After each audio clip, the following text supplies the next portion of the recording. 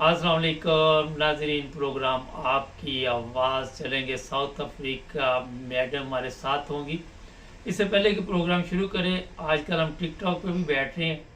Italy से एक साहब थे, वो बार बार एक बहस कर रहे थे कि आप पाकिस्तान के ख़िलाफ़ प्रोग्राम करते हैं। हम पाकिस्तान के ना तो ख़िलाफ़ प्रोग्राम करते हैं, ना कभी ये सोच सकते हैं। जो पाकिस्तान चलाने वाले हैं उन पर मेरे जो एतराज़ात हैं वो यही हैं कि 40 साल से पाकिस्तान पर वही लोग हुकूमत कर रहे हैं और आज तक जो नौजवान नस्ल है उसको मौका नहीं दिया गया। और पाकिस्तान को जो चलाने वाले हैं उनके बारे में अभी ऐसी चीज़ें आपको बताएंगे कि वो कोई चीज़ बर्दाश्त नहीं कर सकते। एक मैडम थी, उन्होंने सवाल किया कि बच्चे जो है इतनी बड़ी मीडिया टीम आप लेके आ गई हैं मरियम को, और ये ज़रा कंफ्यूज हो जाते हैं। तो अभी इतला ये मिली कि वो मैडम भी काम से गई। अभी अगली अगली इतला आपको ये मिल जाएगी कि वो मैडम गायब हो गई अब ना। तो ये हालात है। चलते हैं मोहतरमा के पास। जी अस्सलाम वालेकुम। वालेकुम अस्सलाम। ये बताइए कि इतना सिर्फ कहने पे नौकरी चली गई और पहले अपने कैमरामैन भेजने और फिर अचानक बताना कि मैं किसी के घर गई हूँ। जी क्या चल रहा है यहाँ पे? क्या हालात आप देख रही हैं कि वो मैडम बेचारी नौकरी से तो गई जी और अब जी उसको जी गायब भी करवा दिया जाएगा?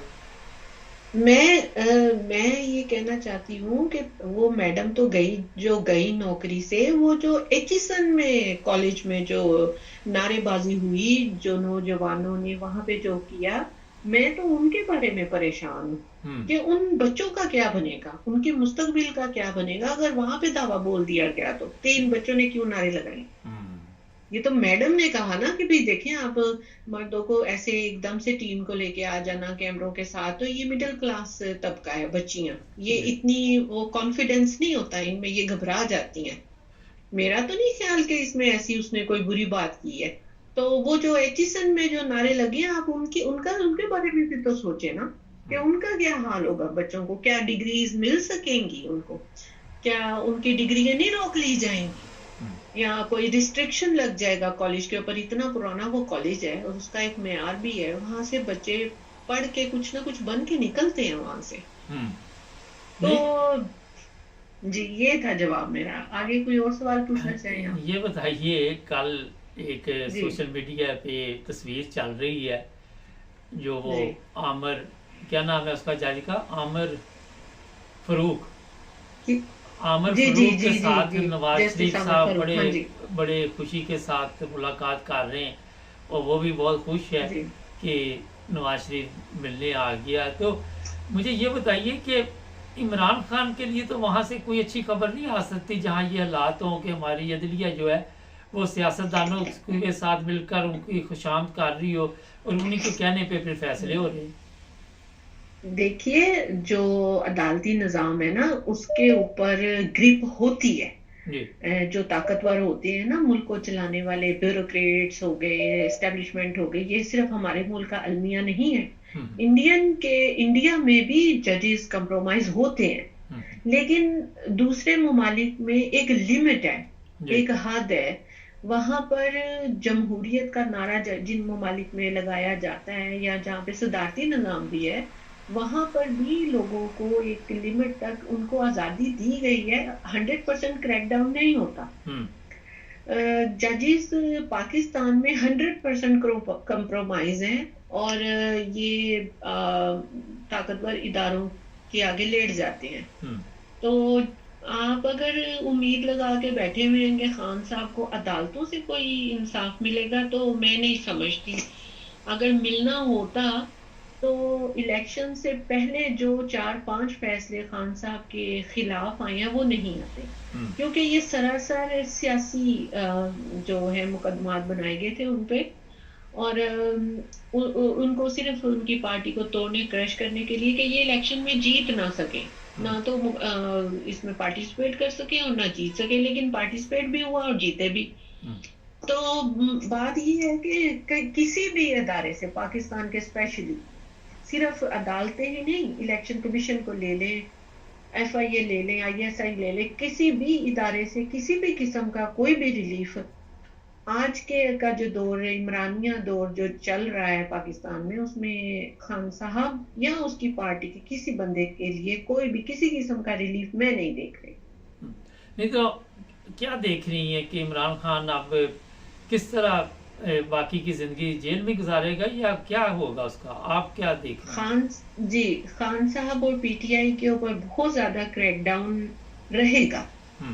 ہر ممکن حد تک ان کو نہیں سر اٹھانے دیا جائے گا، کیونکہ مریم صفدر جو ہیں انہوں نے کہہ دیا تھا کہ اگر کوئی بھی احتجاج کرے گا، کوئی بھی پروٹیسٹ کرے گا پرامن یا کچھ بھی، تو میں بہت ایگریسو ہو جاؤں گی اور میں بڑی شفاف ہو جاؤں گی. وہ صاف وہ ہر بات صاف کہتی رہی ہیں اپنے جتنے بھی الیکشن سے پہلے جو انہوں نے مہم چلائی الیکشنوں کی، تو اس میں وہ صاف کہتی رہی ہیں کہ ہماری گل ہو گئی، یہ ساڑی فلانا ہو گیا، دھماکہ ہو گیا. تو ہم لوگ غور نہیں کرتے تھے ان باتوں پہ، لیکن وہ کہہ دیتی تھی اور ہمیں وہ اب صاف نظر آ گیا کہ کہاں پر کس کی بات ہوئی ہوئی تھی اور کس کی طرف وہ نشاندہی کر رہی تھی.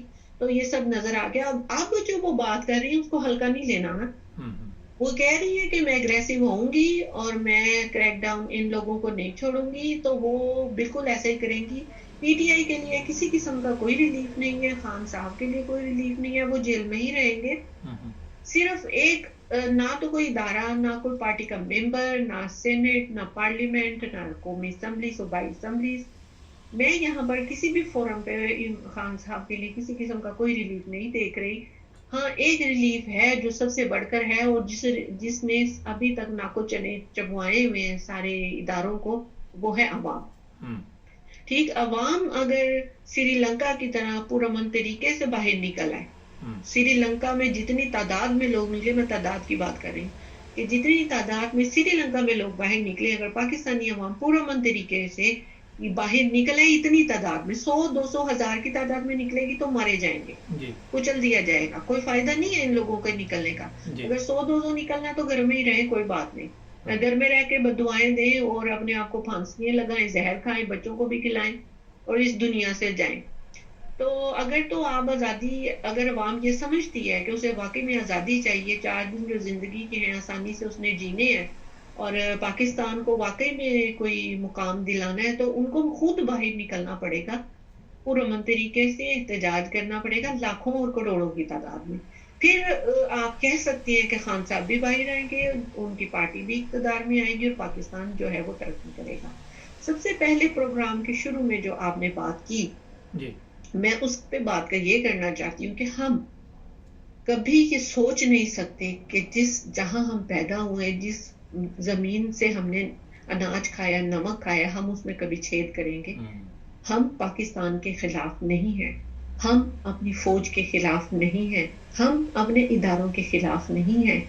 یہ ادارے ہم سے ہیں اور ہم ان اداروں سے ہیں. ہم صرف ایک سسٹم کے خلاف ہیں، جس سسٹم نے اس پاکستان کو ترقی کرنے سے روکا ہوا ہے. ہم اس سسٹم کے خلاف ہیں جس نے پاکستانی عوام کا جینا مشکل کر رکھا ہے. پاکستانی عوام کو شعور نہیں دیا گیا اور پاکستان آج اس نہج پہ آ کے کھڑا ہو گیا ہے جہاں پر جینا محال ہو گیا ہے. اب آپ دیکھیں کہ رمضان میں جو اشیاء خورد و نوش ہیں ان کی جو پرائس ہے وہ کتنی حد تک جائے گی، ڈبل ہو جائیں گی. عوام کی پہنچ سے، ایک تو انہوں نے روزے رکھے ہیں، دوسرے غریبہ نے روزے رکھے تھے، دینی وڈے ہو گئے. وہ والا حساب ہوگا کہ اس قدر وہ مہنگی ہو جائے گی چیزیں کہ عام بندہ بھی ان کو افورڈ نہیں کر سکے گا. ابھی بھی نہیں کر رہے، لیکن وہ رمضان میں تو پھر زیادہ ہی ہوتا ہے. تو ہم اس سسٹم کے خلاف ہیں جو جینے کا حق نہیں دے رہا، جو پرامن احتجاج کا حق نہیں دے رہا. ہم اس سسٹم کے خلاف ہیں، ہم پاکستان کے خلاف نہیں ہے. یہ جو لوگوں کے ذہنوں میں پروپیگنڈا کیا جا رہا ہے کہ بھئی پاکستان کے خلاف ہے پی ٹی آئی، بھئی ہم پاکستان کے اندر رہتے ہیں، ٹھیک، ہم اس کے خلاف کیسے ہو سکتے ہیں؟ دوسری بات، ایک میں بات بڑی واضح طور پہ کلیئر کرنا چاہتی ہوں، لوگوں کے ذہنوں میں یہ بات میں ڈالنا چاہتی ہوں کہ دیکھیں، ایک ایکشن ہوتا ہے نا جب کوئی، تو اس کا ری ایکشن آتا ہے. یہ جنہوں نے سائنس پڑھی ہوئی ہے وہ بھی اس کو بڑے اچھے طریقے سے جانتی ہیں کہ ایکشن کا ری ایکشن ہوتا ہے. جب ہم بولتے ہیں، جب ہم سوال کرتے ہیں تو کہتے ہیں بدتمیز ہے. ہمارے ماں باپ بھی کہتے ہیں نا تمیز نہیں جو بولتے ہیں جواب دیں دیو تسی، کہتے ہیں نا. ہمارے گھروں میں ایسے ہوتا ہے جہاں پہ بڑے وہ سخت ہوتے ہیں، ماں باپ سخت قسم کے ہوتے ہیں وہ بس کہتے ہیں جی حضوری کرتے رہو. آپ اپنے غلط فیصلے پہ سر جھکا کے بچے جی جی جی جی کرتے رہیں گے نا جب تک وہ اچھے لگیں گے. لیکن جب وہ پوچھ لیں گے ابا جی تسی اپنی پرانی دشمنی ختم کرو اور نویں سرے تو کام شروع کرو, تو وہاں پر بھی وہ کہ بچہ باغی ہو گیا. تو پاکستان میں بھی یہی ہے کہ جو دوسری جماعتیں ہیں وہ پی ٹی آئی کو کہتی ہے کہ بدتمیز ہے, اور عمران خان نے گالی کا جو کلچر ہے وہ پریویل کیا ہے. خان صاحب نے ہمیں نہیں کہا کہ ہم گالی دیں, ہم گالی اس برے نظام کو دیتے ہیں جو ہمارے حقوق کے خلاف ہے. ہم کسی فرد واحد کو گالی نہیں دیتے, ہم اس نظام کو گالی دیتے ہیں جو ہمیں جینے کا حق نہیں دے رہا. خان صاحب نے نہیں یہ کیا, یہ نوجوان نسل کا غصہ ہے جو انہوں نے ہم پہ زبردستی مسلط کیا. اب اس کا یہ ری ایکشن نہ چیک کر رہے ہیں, اب ان کے اوپر وہ ری ایکشن آ رہا ہے. آپ دیکھیں کہ اگر ہم سوال پوچھتے ہیں تو ہم بدتمیز ہیں. نہیں, سوال تو جمہوریت کا حسن ہے. اچھا سوال میڈم پوچھنا, ٹائم کم ہے تنقید کرنا. جی, ایک اعتراض ٹک ٹاک پہ یہ بھی کیا جاتا ہے کہ جو وہاں پہ اقلیت ہیں وہ وہاں پہ کیوں رہتے ہیں. یہ بتائیے ساؤتھ افریقہ میں یا کسی یورپ کے ملک میں یہ چیزیں تو نہیں دیکھی جاتی, ہمارے ملک میں یہ سب سے زیادہ دھیان لوگوں کا اسی طرف رہتا ہے. میں سمجھی نہیں, شروع میں آپ نے کیا کہا ہے؟ میں نے کہا کہ آج ٹک ٹاک پہ ایک صاحب اعتراض کر رہے تھے کہ جو اقلیت وہاں پہ رہتے ہیں ان کا کوئی حق ہی نہیں کوئی آواز اٹھا سکے, وہ بھی تو پاکستانی ہی ہیں. تو یہاں ساؤتھ افریقہ میں آپ ہیں, میں یورپ میں ہوں, یہاں پہ تو یہ چیزیں نہیں ہیں, تو ہمارے ملک میں کیوں ہے؟ ہمارے ملک میں اس لیے ہے کہ ہمیں شعور نہیں دیا گیا, کسی چیز کے بارے میں شعور نہیں دیا گیا, ہمیں ایک قوم بننے نہیں دیا گیا. جو قومیں ترقی یافتہ ہوتی ہے نا وہ ان چیزوں کو سے بالا تر ہوتی ہیں. وہ یہ چھوٹی چھوٹی چیزیں ان کے لیے میٹر نہیں کرتی, ان کے زندگی میں بڑے بڑے گول ہوتے ہیں اچیو کرنے کے لیے. یہ چھوٹے چھوٹے مسائل نہیں ہوتے جہاں پہ ہر ملک میں یہ اقلیتیں بھی ہوتی ہیں, مائنورٹی بھی ہوتی ہے, میجورٹی بھی ہوتی ہے, ہر ملک میں ہوتی ہیں. کوئی بھی ملک آپ 100% نہیں کہہ سکتے جیسے کہ پاکستان ہے, ساؤتھ افریقہ ہے, یو کے, فرانس, امریکہ, جرمن, یہ جتنے بھی ترقی یافتہ ممالک ہیں ان میں مائنورٹیز بھی ہیں, وہ ان کے حقوق کا خیال بھی رکھتے ہیں. تو یہ جو قومیں ہیں نا, یہ قومیں اس چیز سے بالا تر ہو کے اپنے ملک کی ترقی کے لیے کام کرتی ہیں. جو چھوٹے چھوٹے ملک ہیں نا جن میں ابھی تک جو لوگوں کے ہجوم ہے وہ قوم نہیں بنے, اس لیے وہاں پر یہ مسئلے مسائل زیادہ وہ یہ ایشو ہوتے ہیں, کیونکہ وہ چھوٹے چھوٹے مسائل ان کے انڈر ہوتے ہیں کہ ہم نے یہ مسائل ہیں, یہ مسائل ہیں ہمارے. وہ بڑے مسائل وہ سوچتے ہی نہیں ہیں اس طرف, اسی لیے تو وہ آخر میں یہ بتائیے کہ جو لوگ دوسرے ممالک میں آ جاتے ہیں ان میں بھی اکثریت ایسی ہے کہ ان کے سوچ نہیں تبدیل ہوتی. یورپ کے لوگوں کی زندگی دیکھ کر بھی وہ رہنا تو یورپ میں چاہتے ہیں, مگر سوچ ان کی وہی جو بھی آپ نے بتائی, یہ کیوں نہیں تبدیل کر سکتے؟ یہ ایک اہم سوال ہے. نہیں ہو جاتی ہے. میں نہیں آپ کے اس بات سے میں اتفاق نہیں کرتی. اگر پاکستانی کوئی بھی کسی دوسرے ملک میں 2, 4 سال 5 سال گزار آ جاتا ہے نا تو اس کی سوچ بھی بدل جاتی ہے, اس کا لائف سٹائل بھی بدل جاتا ہے, چاہے وہ عرب کنٹری ہو یا یورپ کنٹری ہو. میں اس بات سے اتفاق نہیں کرتی. یہ جہاں پہ لوگ رہتے ہیں اس کو وہ رولز کو فالو بھی کرتے ہیں. ہم پاکستانی ہم یہاں پہ گلیوں میں گند نہیں پھینکتے, کچرا نہیں پھینکتے, ہم کچھ کھاتے بھی ہیں, چپس کھائے, کولڈ ڈرنک بھی ہم گلی میں نہیں وہ پھینکتے, کین بھی نہیں پھینکتے اور ریپر بھی نہیں پھینکتے, ہم اپنے بیگ میں ڈال دیتے, جب گھر آتے ہیں گھر میں پھینکتے یا سڑکوں پہ بن لگے ہوئے ہم وہاں پھینکتے. لیکن پاکستان کیوں ہم نے اصول اپنا لیا, کیونکہ یہاں پہ اصول بنا ہوا ہے. اگر پاکستان میں بھی یہ اصول ہوں گے تو لوگ کریں گے فالو, لیکن جو دوسرے ممالک میں جاتے ہیں وہ وہاں سے اچھی اپنی اقدار, ان کی اقدار لے کے آتے ہیں اپنے ملک میں. چلیں, بہت شکریہ آپ کا. Thank you. نہ جی, یہ تھی میڈم ساؤتھ افریقہ سے, اور 2 دفعہ یوم صاحب کا بھی فون آ گیا, ابھی انہیں بھی لائن پہ لیتے ہیں. یہ میں نے اس لیے پوچھا تھا, ایک صاحب تھے آج یورپ سے, کہتے 18 سال ہو گئے, اور وہ بار بار میرے ساتھ بحث کر رہے تھے کہ پاکستان میں جو لوگ اقلیت رہتے ہیں, پہلی چیز تو لفظ ہی غلط ہے.